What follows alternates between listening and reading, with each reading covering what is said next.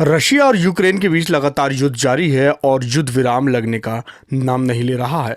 भारत ने शनिवार को कहा कि पूर्वी यूक्रेन के सुमी में फंसे करीब 700 भारतीय छात्रों को निकालने पर अब उनका मुख्य जोर है, जहां पर गोलीबारी और हवाई हमले देखे गए हैं। विदेश मंत्रालय के प्रवक्ता अरिंदम बागची ने संवाददाताओं से कहा कि हमें उम्मीद है कि अगले कुछ ही घंटों में खार्किव और पिसोचिन से अपने सभी नागरिकों को निकाल लिया जाएगा। उन्होंने कहा, हमारा मुख्य जोर अब सुमी से भारतीय छात्रों को निकालने पर है।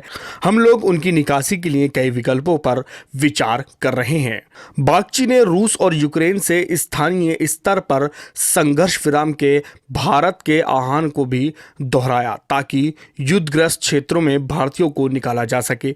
बागची ने कहा, सुमी से भारतीयों को निकालना चुनौतीपूर्ण है क्योंकि वहां गोलीबारी और हिंसा जारी है तथा परिवहन के साधनों की कमी है। उन्होंने कोई विस्तृत जानकारी दिए बिना कहा कि भारत के छात्रों की निकासी के लिए अन्य कई विकल्पों पर विचार किया जा रहा है। उन्होंने कहा, हम संबंधित सभी पक्षों के संपर्क में हैं। हमारे लिए सबसे अच्छा विकल्प युद्ध विराम होगा जिससे कि हम अपने छात्रों को बाहर निकाल सकते हैं और हम रूस तथा यूक्रेन दोनों पक्षों से इस तरह के स्थानीय स्तर पर युद्ध विराम की अनुमति देने के लिए दृढ़ता से दबाव डाल रहे हैं। बागची ने कहा कि भारत के निकासी प्रयासों का पूरा ध्यान अब छात्रों को सुमी से सुरक्षित बाहर निकालने पर है। यूक्रेन में भारतीय दूतावास ने कहा, पिसोचिन से सभी भारतीय नागरिकों को निकाल लिया गया है। मिशन उनकी यात्रा के दौरान उनके संपर्क में बना रहेगा। उनकी सुरक्षा हमारी प्राथमिकता रही है। सुरक्षित रहें, मजबूत रहें। विदेश मंत्रालय के प्रवक्ता ने कहा कि लगभग सभी भारतीय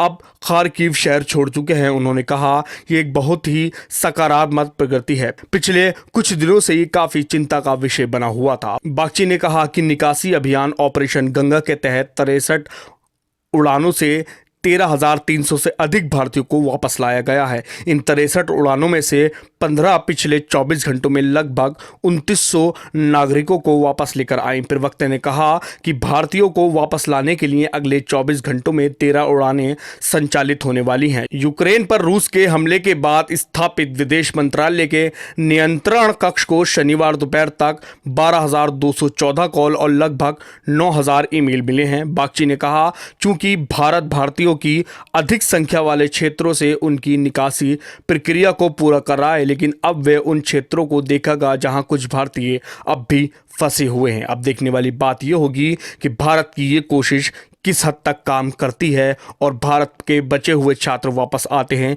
या नहीं आते हैं। Bureau report, the public view.